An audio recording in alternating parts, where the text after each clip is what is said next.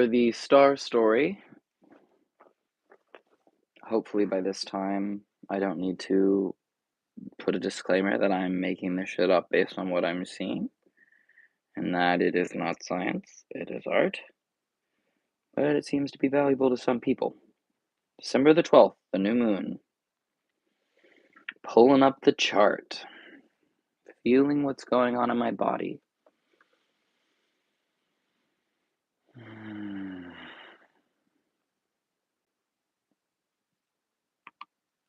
Okay, what do we want to say? How do we want to share this pattern of ours? How do we want to share this pattern of ours? Well, for starters, I share the thought that, oh, wouldn't it be so nice if you guys could also see the chart and that I was interacting with it? Well, yeah, you can pull up the chart if you want, but it doesn't really matter. It takes 2 seconds for you to pull it up. Just Google December 12th Earth chart, or go to AstroSeek, or any of them, and pull it up and have it right there. Maybe there's a way I can like add a picture. Maybe that would be, let's see if there's a way to do it. Magic. I want it to be easier. Creator tools.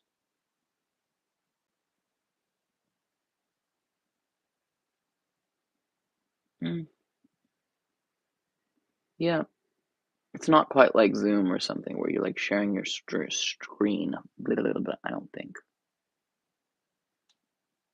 The only creator tools appears to be start a poll. I mean, that's pretty cool. These are interesting things that you can do. But kind of like the dream.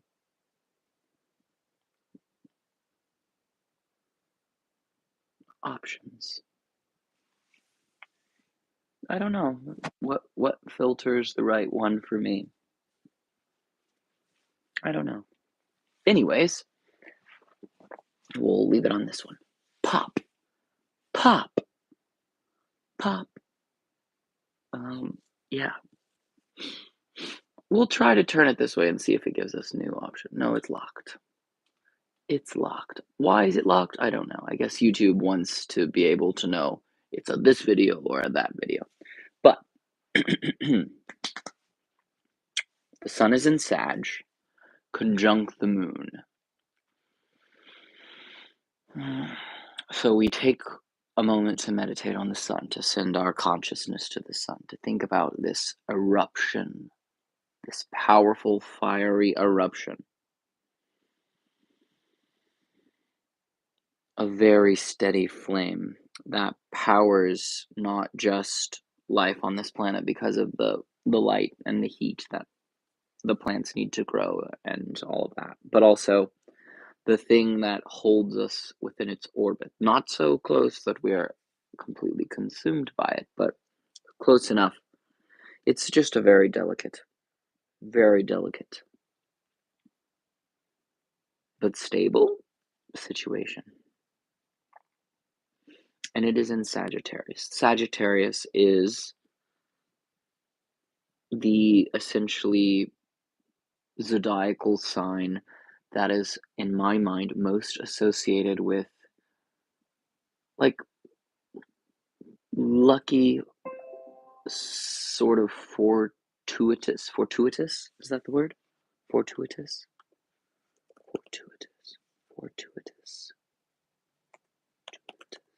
Fortuitous. Happening by accident or chance rather than design. Happening by a lucky chance. Fortunate. Like, maybe that word goes best with Sagittarius. Sort of the lucky, okay, so Jupiter, the planet that's associated with the teacher, with great amounts of luck, with expansion. It's in charge of 2 signs. So it's in charge of Pisces and it's in charge of Sagittarius in this ancient system. So because of that sense of kind of the ancient people prescribing the end of winter and the end of essentially fall with these two signs, you start to go, okay, so we're taking all of life, we're taking all of the human experience, and we're dividing it up. And we have these 12 distinct landscapes, like archetypal tribes, if you will. So the Sagittarius tribe is one where it just sort of seems like they're kind of doing the thing that they want and chasing this really joyful, positive experience, and a lot of times really incredibly generous, friendly, um, a lot of really great Sagittarius energies, funny, joyous. There's a lot of really cool things about Sag energy that I can experience, but sometimes it doesn't feel like they have all four hooves on the ground, if you know what I mean. Like that's my thing about Sag. It's a centaur, right? Have you ever met a centaur in the real life Earth realm? I've seen people riding a horse. I've even seen people riding a horse and shooting, and there's a great deal of like connection and control and relationship that can be established between a horse and a person, but I've never seen a horse person, right? Except for in a film. So there's a distinction, there's a layer there that is sort of interesting. The Sagittarius constellation also has a black hole. So when we start to pull in this Sag energy, it's important to me to honor kind of the real Sagittarius people that I know, the ones I've studied, the sort of general trends and the generosity and the fun and maybe even sort of the like kind of not ungroundedness of it. And you factor in what the black hole is, maybe the thing at the center of the galaxy. So, here we are orbiting around the sun, which is the center, but there's something about the black hole that maybe even the sun has to bow down to. Let me just make sure I'm giving you good information. What does our sun orbit around? Layers and layers. The sun orbits the center of the Milky Way, bringing with it the asteroids, planets, comets, and other objects in our solar system. So it orbits the center of the Milky Way. Let's Google. What is at the center of the Milky Way?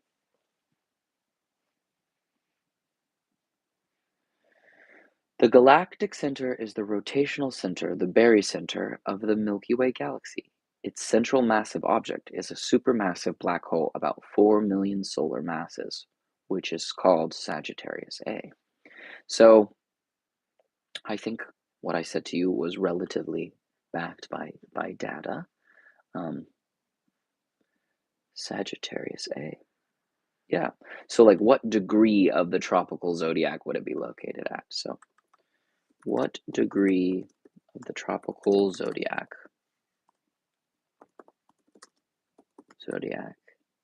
is black hole? A Sagittarius A is currently stationed between 27 and 28 degrees on the western zodiacal wheel. Okay. So, that black hole is not exactly where I can show you guys. It is not exactly where, so the black hole would be sort of right here. So if we were to look up at the sun and the moon, it's close to, but not exactly at that location, right? So if this is where the sun is, the story is certainly basically in between that black hole energy right there and Mars. So which one's closer? I guess the black hole's a little bit closer, and Mars is considered in conjunction, so we definitely consider that black hole a little bit to be involved in the story. So what is that black hole? Like excuse me.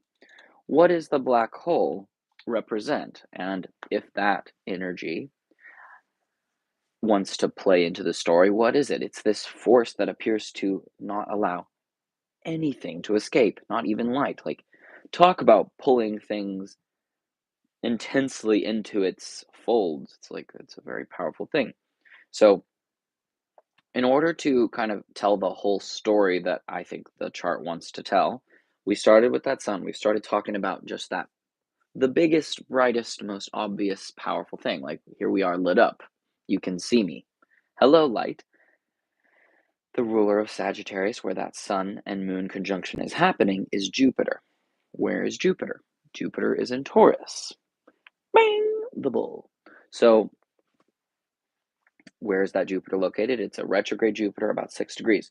So, there's this idea that, the planets are spinning around the sun more or less going the same direction. And that's true. They are. But because we are on our own orbit that is moving at a separate pace than these other objects, some of them are closer to the sun, and some of them are, further out than us. It looks like from our perspective, like as we're like, let's say there's these two things going around the circle. This one's going like this. So let's go the same direction. As that spinning is happening, sometimes it looks like it's going this way or this way, but really it's about the relationship. So if you start to infuse these planets with character and energy and legend and myth, and you start to try and build a story and you try to ground it, you might be an astrologer. You might be a nutcase like me, but this Jupiter sliding into Taurus, right? It's sort of just entered Taurus, and now it's going, we have some more work to do here. We've got some more things to do. So it's in the beginning section of Taurus, so it's the heart of spring territory, right? Like it's the place that Venus is in charge of, and it's all about fresh flowers blooming. It may not be like the very heart of spring where the temperature is just right for that bird chirping breeding kind of an energy where it's not too hot, not too cold, you know, that kind of an energy. It's right in that territory.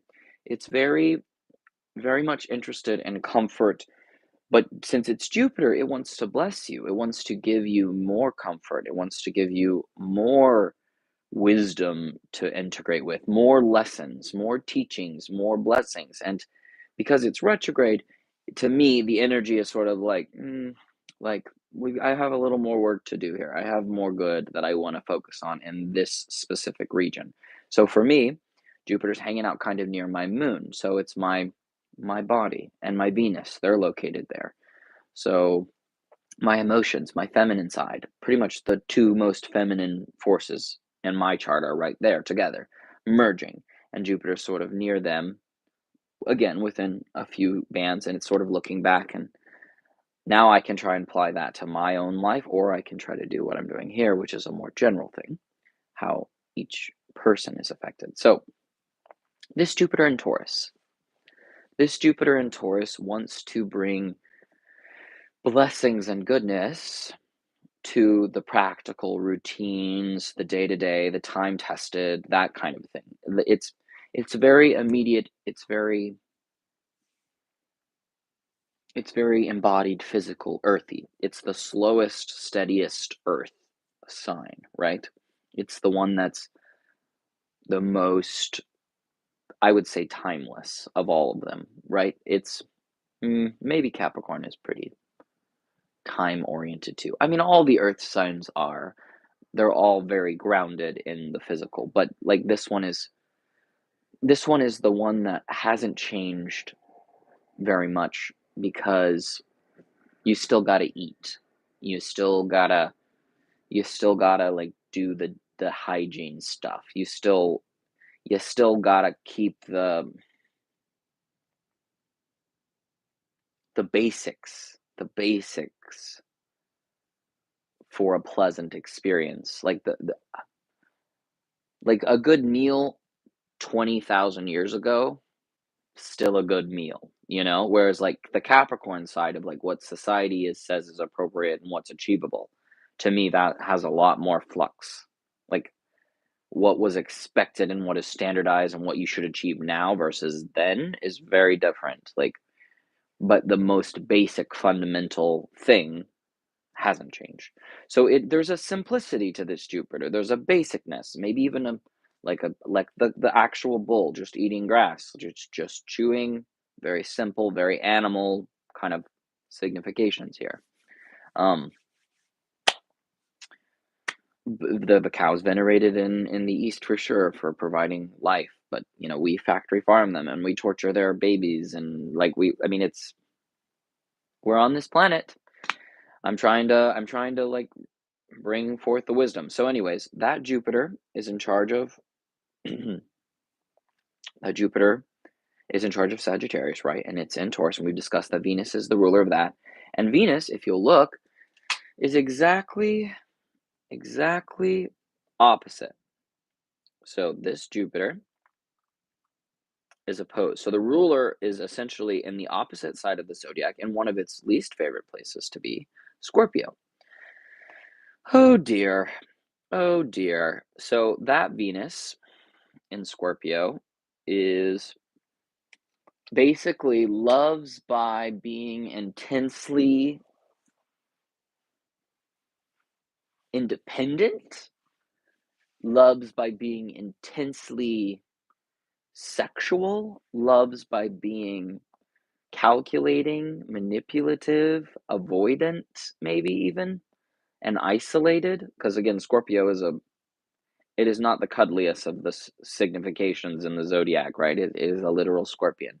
So it's associated with the heart of fall, where the leaves are starting to fall into, at least in the northern hemisphere, and it's starting to kind of compost and different things crawling around in it. It's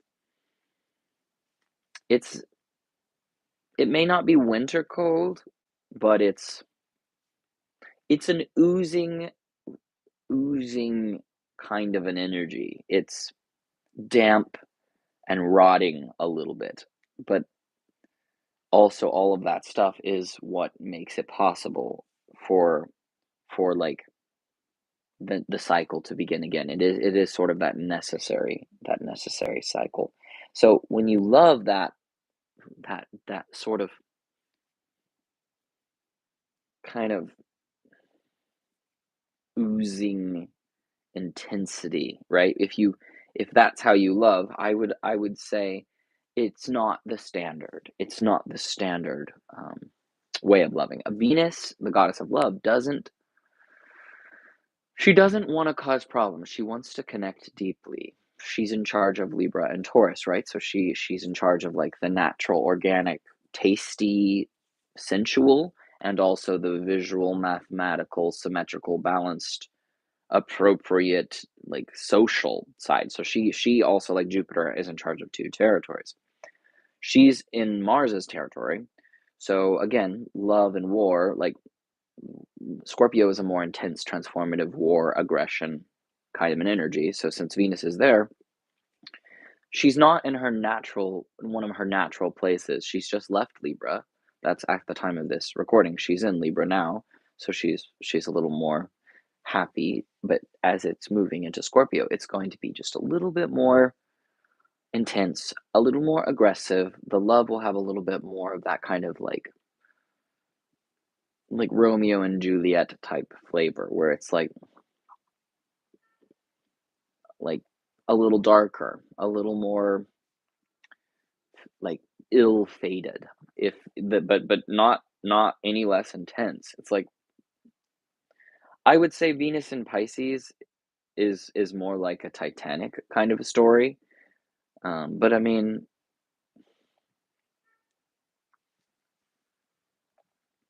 just because of the ocean and the ships, I don't know, but yeah, what's a Venus in Scorpio kind of signification?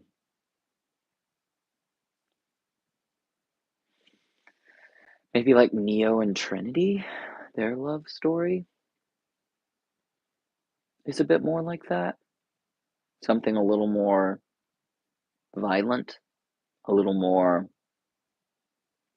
like grim. There's a grimness to it. I like Scorpio energy. I like Scorpio energy a lot. I'm not trying to shit on it. I'm really intelligent beings have been Scorpios in my life, and I wouldn't say that they're the most friendly of the signs. I just wouldn't. Um, but or like them certainly not the most nurturing, but they're also on this planet, right? They're here too, and that intensity is something to be reckoned with. Venus is just not happy there because love and pleasure and comfort and beauty, certainly there's a bit of it there, but it's sort of like the dark beauty. The beauty of it in sort of like in a way it's beautiful for a lion to leap and, kill a baby like gazelle. It's like, yeah, that's kind of pretty. Calculating when the weak one is alone and then eating it. It's like, yep, yep.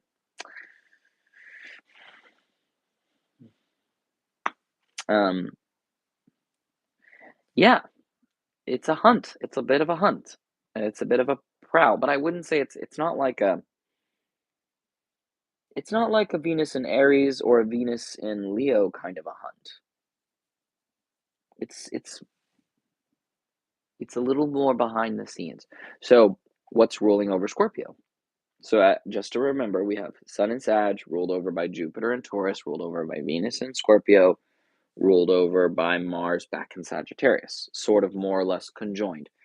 The sun is a very bright force, so Mars is under the beam, so you probably wouldn't be able to distinctly see Mars without a lot of technology that could sort of get you out of the POV of being on Earth. So that way you could remember, oh yeah, Mars is in no way touching the sun. It's not actually invisible, right? But the sun is so bright and so powerful that it can be hard to spot any planets from our grounded perspective just because it seems like the sun has sort of like absorbed them. So they're entering that sort of orbit. So Mars, that aggressive war planet in Sagittarius, which I think is kind of again with Mars, it's not a nice planet. It isn't a planet that is just something that you want to be negligent with, that martial quality, that warrior quality. So the fact that it's involved with this new moon is extra heat, extra slicing, extra dicing. And because it's not visible, there's a sense that maybe it's not totally conscious of exactly what it's cutting up and plowing through and burning up. So I would say, based off this new moon, there's a sense of bringing some like focused attention to what is my aggression dreaming toward? What am I what am I asserting strongly and optimistically toward? Like that extra heat that from the sun, which is very hot and big, with this Martian planet, which is again the war fire kind of signification.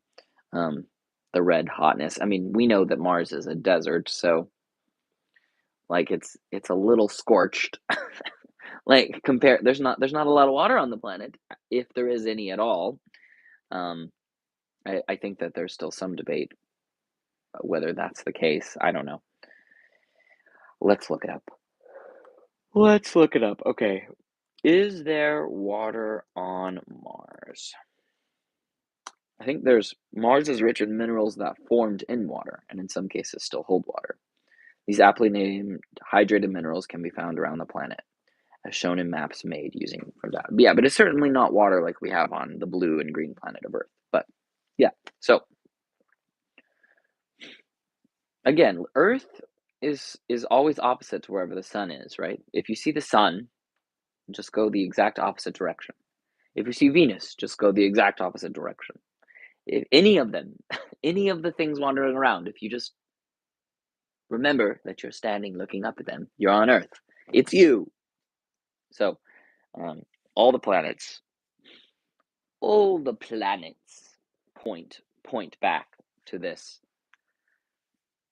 dance around you. That's sort of the goal. But anyways, Sun in Sag, Jupiter in Taurus, Venus in Scorpio, Mars back in Sag, which then goes again to Jupiter in Taurus, Venus in Scorpio, Mars in Sag. Oh my goodness. So it's the Sag to the Taurus to the Venus. No, Sag, Taurus, Scorpio, Sag. So I would say the energy flow on this one is not the most direct. So this full moon isn't going to be excuse me, this new moon, it is not a full moon. This new moon is not going to be the most, like, what's the word? Oh, this is what I'm doing now. Or, oh, this is the challenge we're facing. Oh, this is the struggle. It's right. It's opposing me. It's more like, what's going on? What what's happening here? What, like, who's doing what, when, where, and why? And it's like, hmm, I don't know how to explain it other than it's just like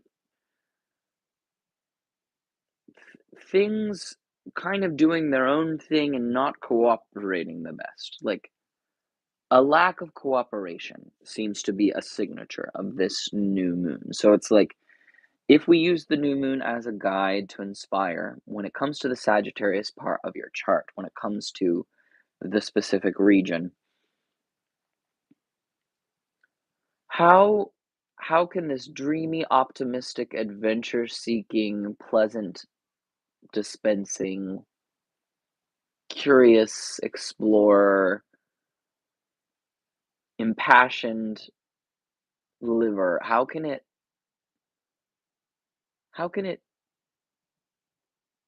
deal with the fact that things are just not really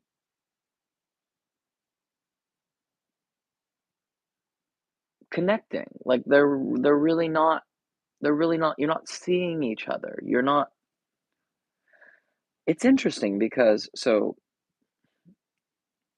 we have mm, this flow between these three constellations, these two benefic planets, Jupiter and Venus, as well as the Sun, Moon, sort of Mars conjunction.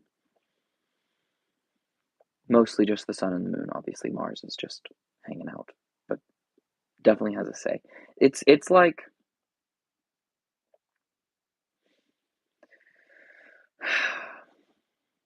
it just feels like it's not connecting. It feels like there's something that's missing.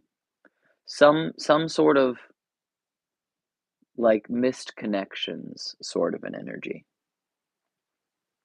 That's what's coming up for me. That's what the chart seems to say.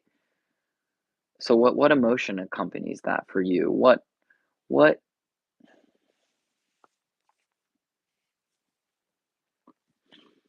if you look at it, if you look at it, if we're working with it and we find, all right, so the sun in Sag, ruled over by that Jupiter and that Venus. If you notice, the new moon itself, let me zoom in. That's gonna make it easier.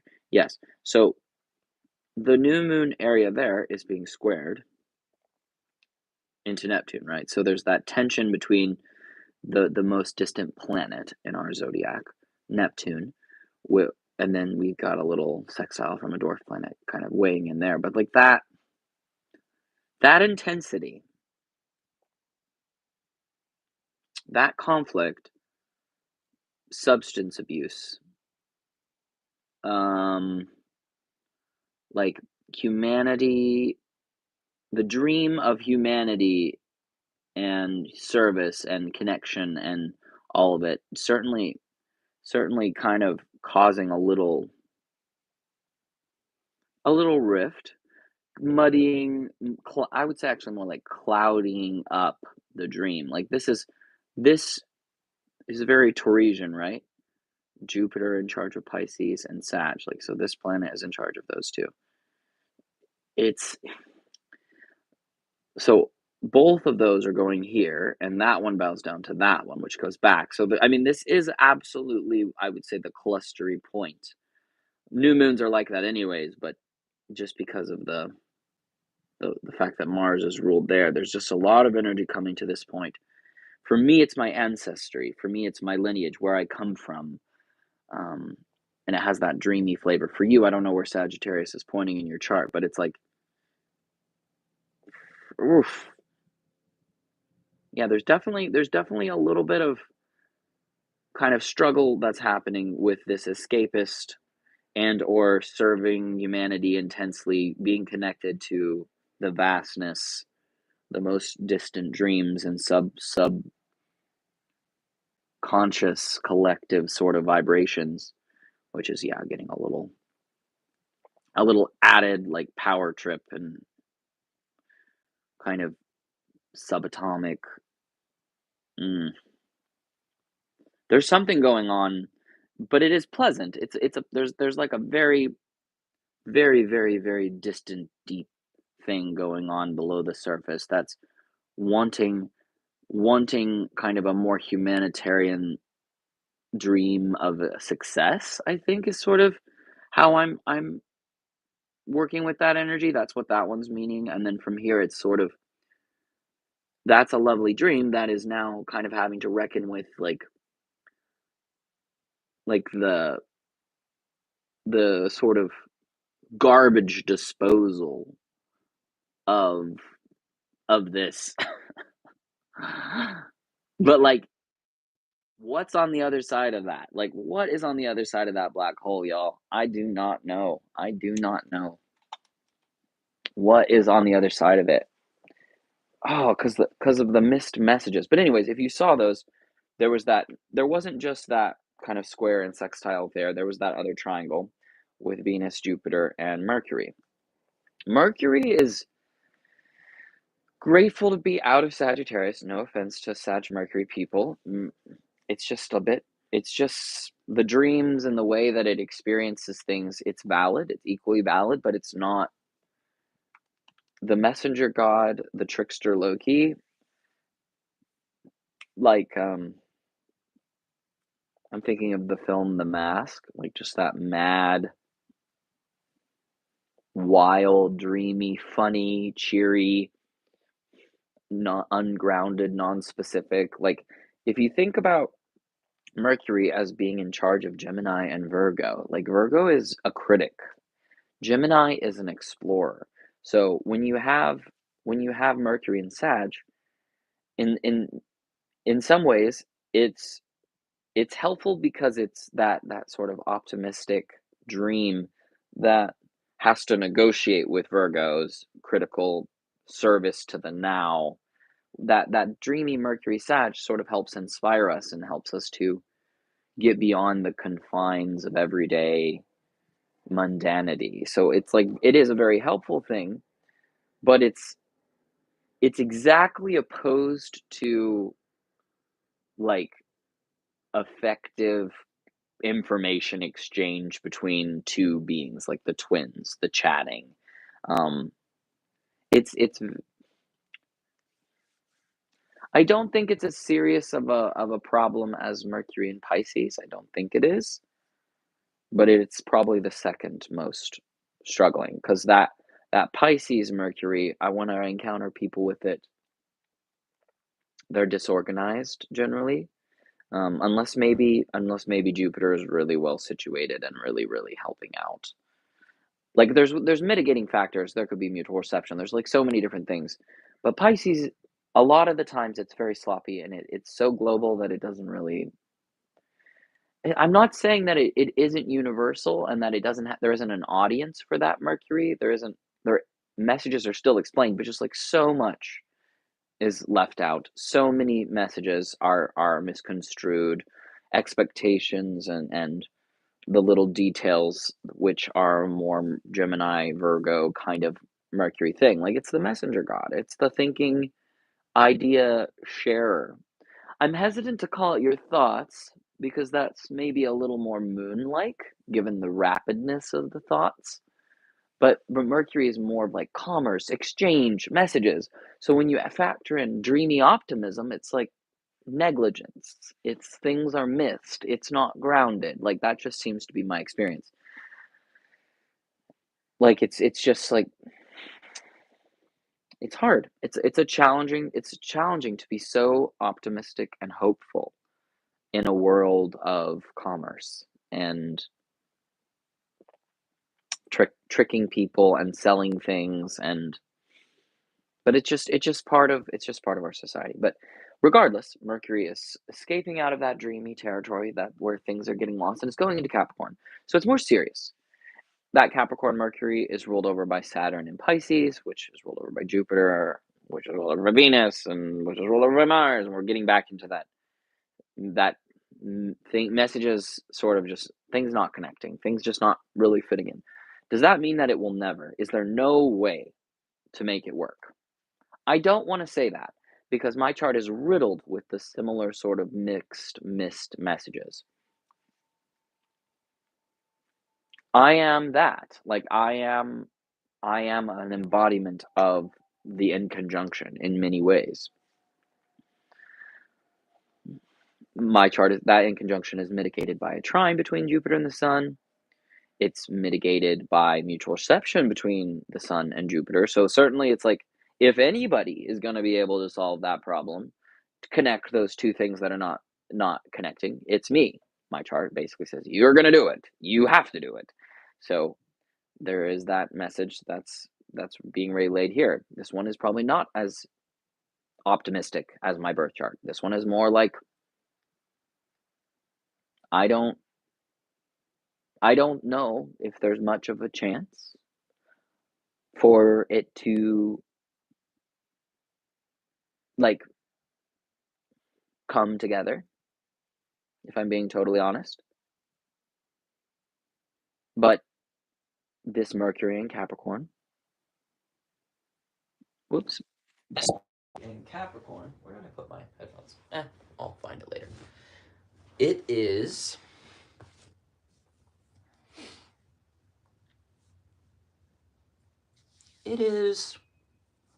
being sextiled by Venus, which is maybe not the most empowered at the moment, and trined by Jupiter.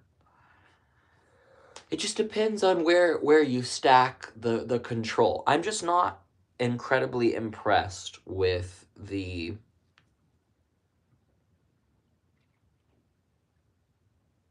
there's not a single planet in its super prime. The happiest planet, I would say, would be probably Mercury and the Sun, though. The Sun is in Sag is nice because it's trining Aries, it's trining Leo, which are its favorite territories. So it's like the number 3 best place for the Sun. So it's fine. It's happy. It's a fire sign. The Sun is fiery. It's great. Um, Mercury Mercury is serious. Mercury is serious, and it's plugged into a lot of things that are really its intentions are really good. Like it's yeah, it's practical. It's long-term focus. It's sustainable in its orientation, but it's and I think that's going to help. I think that's going to help the intense feeling of wanting union and connection in the harsh, which is Venus in Scorpio. Like I think it is going to make that like there's a way to see and to talk about this. There's a way to learn from these patterns. Like that it's really beautiful. Like it's Mercury is really beautiful right now, which means Virgo and Gemini placements are maybe a little less troubled at the moment. Mercury's outside the sun, it's direct, it's in a sign where it's no longer having to get overwhelmed by the potentially awesome. It can just be like, well, yeah, but what's gonna stick? What's last? What's been done? What's the pinnacle? Like, it's a little more grounded. And it's being sextiled and trined by the benefics. Again, these benefics are neutral to uncomfortable in their power at the moment, and Jupiter and Venus are kind of, it's like too much of a good thing. I don't know. It's weird having Venus and Jupiter not.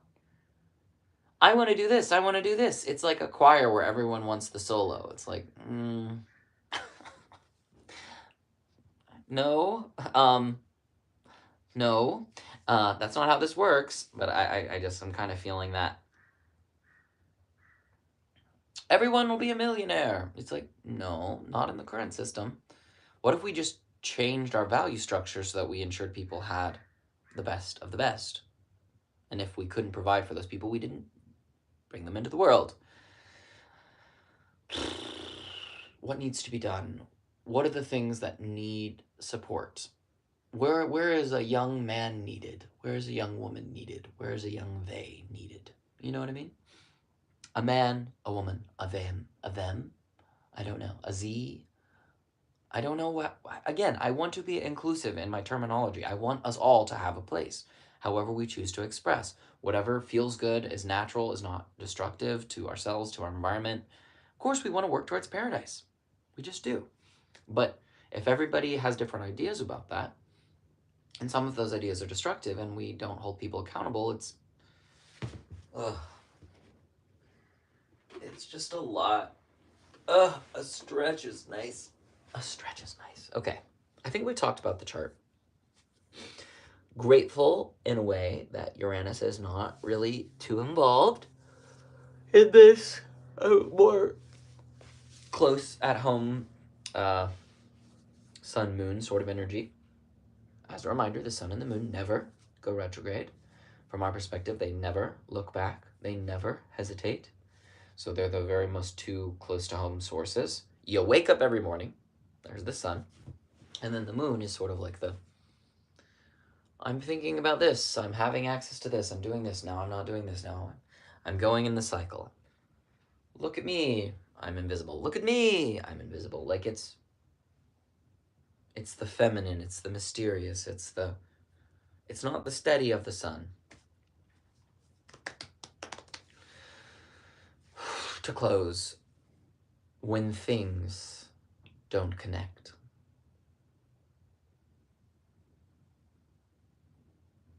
When you miss the mark, be present, be present. Put yourself in the context. Keep it simple. Keep it simple. That's a message. Keep it simple. How can I integrate with this information? How can I be helpful? How can I move towards joy? I don't know. Right now it's blowing my nose is what feels like what wants to happen. Where did I put my tissue? Where did I put my tissue? I'm gonna go get it.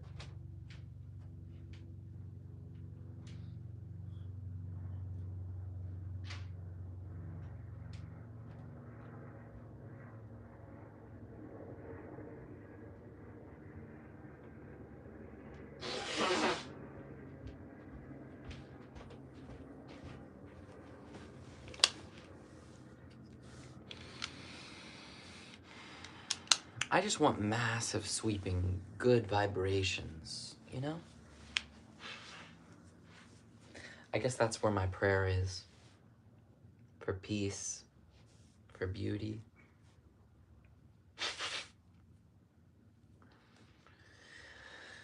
I appreciate that this conglomeration of shapes and my understanding of the world can be conveyed into ideas sharing. I want to listen to other people, and I want to be available to other people, but at the same time, I like rest and sleep and being by a quiet stream, you know? I want everyone to have a good experience, but I also want to protect the earth. I'm trying to respond appropriately. That might be the Virgo rising part of me.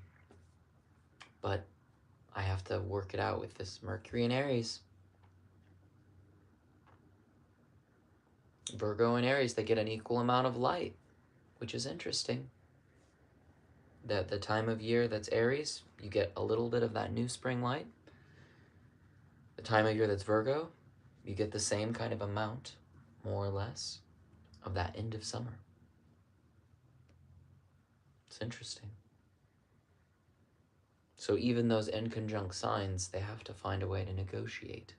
You have to see how they're similar. Equal parts initiative and thrust with critical examination. Like you can tell stories and you can be inspired to find solutions and find ways to make it work. Like I will allow myself to attack and I will allow myself to Analyze. Give yourself permission. But yeah, the energy of that Jupiter, Taurus ruling over Sag, I just feel like for Sagittarius, the mundane is very tricky. For people who are Sag risings, who have the sun in Sag or the moon in Sag, or really any planet in Sag, I just feel like this is not the easiest time, because it's more interested in the time-tested comfort as opposed to the exciting, adventurous expansion. I really feel that. So if you're someone who has a Sag placement, even if it's Mercury in Sag, such a challenging position. Okay. Just remember that even that challenging position, like once that Jupiter goes into Gemini,